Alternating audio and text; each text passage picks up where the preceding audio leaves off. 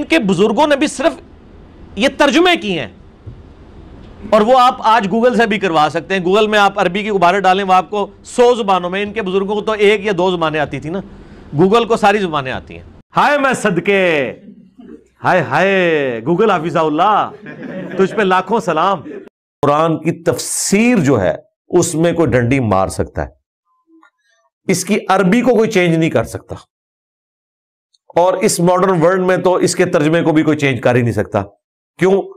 اب تو ایک زبان دوسری میں ٹرانسلیٹ کرنی ہے، وہ کمپیوٹر کر کے دے گا، اور کمپیوٹر نہ بریلوی ہے، نہ دیوبندی ہے، نہ اہل حدیث ہے، نہ شیعہ ہے۔ کمپیوٹر ہے، وہ عربی لنگوسٹک کا جو اپروپریٹ معنی بنتا ہے وہ آپ کو بتائے گا، اس میں کوئی ڈنڈی نہیں مارے گا۔ مرزا نے گوگل کے ترجمے کی تعریف کی اور علماء کے ترجمے کے مقابلے میں اس کے ترجمے کو بہتر قرار دیا، لاکھوں سلام اس پر بھیجے، لیکن اس بیچارے کو یہ نہیں پتا کہ گوگل کی نظروں میں مرزا مشرک بن چکا ہے، اور مشرک بھی عام نہیں بلکہ دنیا کا سب سے بڑا مشرک۔ تو آئیے ہم گوگل کا وہ فیصلہ آپ کو دکھاتے ہیں۔ مرزا نے منی گاڈ کا عقیدہ ایجاد کیا تو اس پر اعتراض ہوا کہ یہ عقیدہ تو شرکیہ ہے۔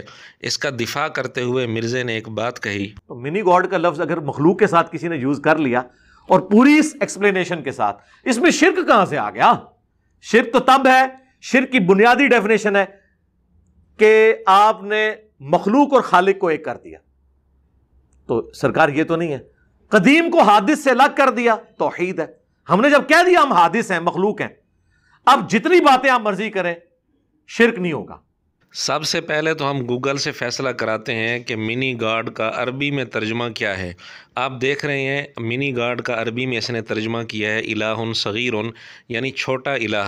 جب مرزا نے تمام اہل جنت کے متعلق منی گاڈ کا عقیدہ ایجاد کیا تو گوگل کے فیصلے کے مطابق مرزا نے کھربوں الہ بنا دیے۔ اتنے الہ تو ہندوؤں نے بھی نہیں بنائے جتنے مرزا نے بنا دیے، اور یہ گوگل کا فیصلہ ہے جس کو مرزا لاکھوں سلام بھیج چکے ہے، اور جس کے متعلق مرزا کہتے ہیں کہ وہ صحیح ترجمہ کرتا ہے۔ علماء کے مقابلے میں بھی مرزا نے گوگل کے ترجمے کو ترجیح دی، تو گوگل کا فیصلہ ہم نے پیش کر دیا۔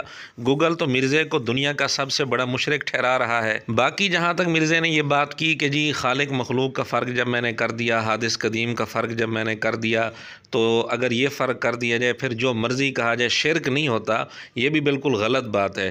مشرکین مکہ بھی خالق مخلوق اور مالک مملوک کا فرق کرتے تھے، اور یہ بات خود مرزا نے تسلیم کی ہوئی ہے۔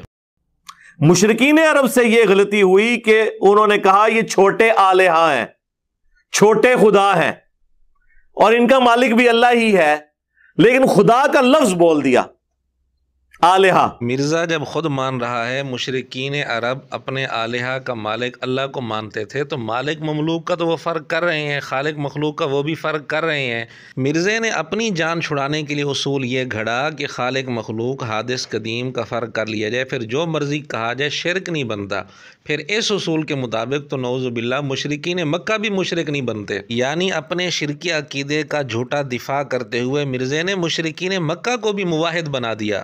باقی اگر مرزا کہے کہ میں نے الہ کا لفظ استعمال نہیں کیا تو بالکل غلط ہے، کیونکہ مرزا نے جب گاڈ کا لفظ استعمال کیا ہے، گاڈ کا معنی عربی میں الہ ہی ہے، اور یہ گوگل کا فیصلہ ہے جس پر مرزا سب سے زیادہ اعتبار کرتا ہے، جس پر لاکھوں سلام بھیجتا ہے، اس کا فیصلہ ہے یہ۔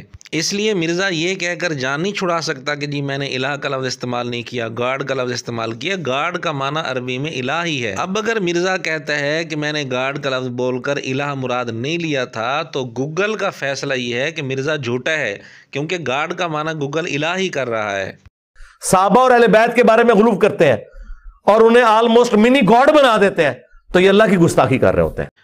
ایک طرف اپنے مخالفین کے بارے میں یہ کہنا کہ جی انہوں نے صحابہ و اہل بیت کو منی گاڈ بنایا ہوا ہے تو یہ اللہ کے گستاخ ہیں، دوسری طرف مرزا ہر جنتی کو منی گاڈ مرزا نے بنا رکھا ہے۔